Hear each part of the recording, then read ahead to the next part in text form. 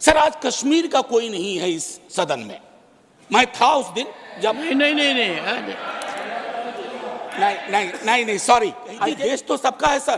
तिरंगा यहाँ कहीं किसी से छोटा नहीं है सर। मैं सिर्फ इतना कहना चाहता था माननीय सभापति कि पत्रकार, विद्यार्थी, शिक्षक सरकार की आलोचना करें, उसको देश की आलोचना ना माना जाए। ये फर्क मिटता सा जा रहा है। आज 370 पे फैसला आया और सदन की जिम्मेदारी आज बढ़ गई है उस फैसले के बाद सर। माननीय सभापति महोदय, संसदीय कार्यकाल में कुछ ऐसे क्षण आते हैं जब ये नहीं कह सकता कि मैं इसका सपोर्ट कर रहा हूं या मैं इसका विरोध कर रहा हूं। कई सारी चीजें हैं इसमें जो वेलकम इनिशिएटिव हैं, मैं मानता हूं। बस कुछ सुझाव दूंगा क्योंकि अक्सर मैं देखता हूं कि हमारे बीच का संवाद, माननीय सभापति महोदय, विपक्ष का अलग से कोई प्रधानमंत्री नहीं होता या विपक्ष का अलग से कोई गृह मंत्री नहीं होता। विपक्ष को भी अपनी शिकायत, अपने मुद्दे अपने प्रधानमंत्री के समक्ष, अपनी आलोचना अपने गृह मंत्री के समक्ष रखनी होगी। सर आज कश्मीर का कोई नहीं है इस सदन में। मैं था उस दिन जब नहीं सॉरी, आई टेक ये नॉमिनेटेड मेंबर है।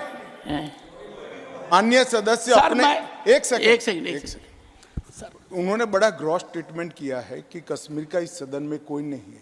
वो अपने बारे में कह सकते हैं, हमारे बारे में क्यों कह रहे? हम तो सदैव कश्मीर के हैं, हमेशा के। आपके बारे में वो सच हो सकता है, हमारे बारे में आप कैसे स्टेटमेंट कर सकते हो भाई?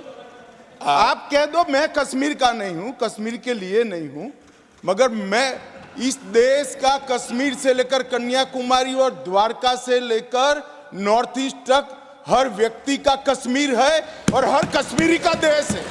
क्या बात कर रहे हैं आप? माननीय सभापति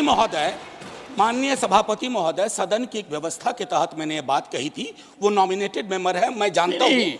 माननीय गृह मंत्री जी ने दूसरी बात कही है। सर मैं समझ गया सर, या तो मुझे बात कहने दी जाए। मैं ये कह रहा था कि जैसे मैं बिहार से चुन के आता हूँ, उस संदर्भ में मैंने ये बात कही थी। देश तो सबका है सर। तिरंगा यहाँ कहीं किसी से छोटा नहीं है सर। मैं सिर्फ इतना कहना चाहता था माननीय सभापति महोदय। इसमें बहुत अच्छी चीजें, जैसा मैंने शुरू में ही कहा कि विरोध के लिए विरोध करूं ये उचित नहीं है। माननीय सभापति महोदय, महत्वपूर्ण है कि जब हम ये कहते हैं कि ये नॉमिनेशन होंगे, पहले तो मैं तारीफ करूं कि अंडर प्रिविलेज्ड के बदले एक शब्द जो कि कॉन्स्टिट्यूशनली वैलिड टर्म है, अदर बैकवर्ड क्लासेस, आपने उसका इस्तेमाल किया, तारीफ के काबिल। ये जो नॉमिनेट करने का अधिकार एलजी साहब को है आज की डेट में, कल राज्य बन जाएगा तो गवर्नर साहब होंगे। क्या ये स्टेट असेंबली को डेलीगेट नहीं होना चाहिए? और अगर करना चाहें तो on the aid and advice of, ये व्यवस्था मैं समझता हूं कि होनी चाहिए थी। तारतम्य थोड़ा टूटा है, लेकिन फिर भी मैं अपनी बात कहूं। आरक्षण को लेकर के भी हम पीस मील में करते हैं। हर सत्र में मैं देखता हूं कुछ बिल आते हैं। एक समेकित योजना पूरे देश के संदर्भ में हमें इसके लिए बनाने की आवश्यकता है, वो बहुत बेहतर होगा। आज 370 पे फैसला आया और सदन की जिम्मेदारी आज बढ़ गई है उस फैसले के बाद सर। सरकार की जिम्मेदारी बढ़ गई है। मैं मानता हूं इतिहास, आपने यहां एक फैसला लिया था, तब संसद वहां थी सर। ये लगभग घिस चुका था, हम भी जानते हैं, लेकिन एक मनोवैज्ञानिक पहलू था। मैं आग्रह करूंगा सरकार से कि उस साइकोलॉजिकल हीलिंग की भी कोशिश होनी चाहिए, और ये हीलिंग हो सकती है सर। मैंने कहा ना कि हिंदुस्तान का मिजाज महासागर वाला है, इसको बस तालाब ना बनाया जाए, महासागर अपने अंदर सब समाहित कर लेगा।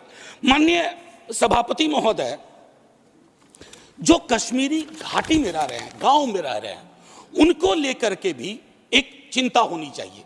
बाहर हैं, उनकी चिंताएं वाकिफ है।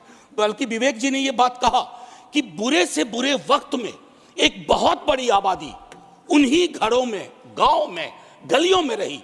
उनका एक्नॉलेजमेंट मैं समझता हूं बहुत आवश्यक है।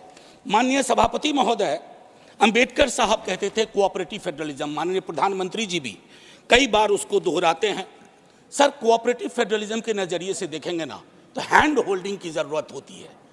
मैं जानता हूं कि दिल्ली की आइडिया ऑफ नॉर्मैलिटी और घाटी या जम्मू या लद्दाख की आइडिया ऑफ नॉर्मैलिटी में फर्क है सर। सर अभी पिछले दिनों हमारे कई बीजेपी के साथी कह रहे थे कि चुनाव परिणाम संतुष्टि का परिचायक है। फिर तो लद्दाख में भी एक चुनाव हुआ था सर। सर बस 1 मिनट लूंगा चूंकि आपने पहले कहा था। सर एक आखिरी चीज कहूंगा कि पत्रकार, विद्यार्थी, शिक्षक सरकार की आलोचना करें, उसको देश की आलोचना ना माना जाए। ये फर्क मिटता सा जा रहा है, ये कश्मीर के संदर्भ में नहीं, बाहर भी। दूसरी चीज सर, दूसरे राज्यों में जो कश्मीर के छात्र रहते हैं उनको एक प्रोटेक्शन दीजिए। और आखिरी चीज कहूंगा सर, बड़ी पीड़ा के साथ, कि खामोशी शांति का पर्याय नहीं होती है। शांति के लिए न्याय चाहिए, वो उतना ही कश्मीर के लिए दुरुस्त है जितना मणिपुर के लिए। जय हिंद सर।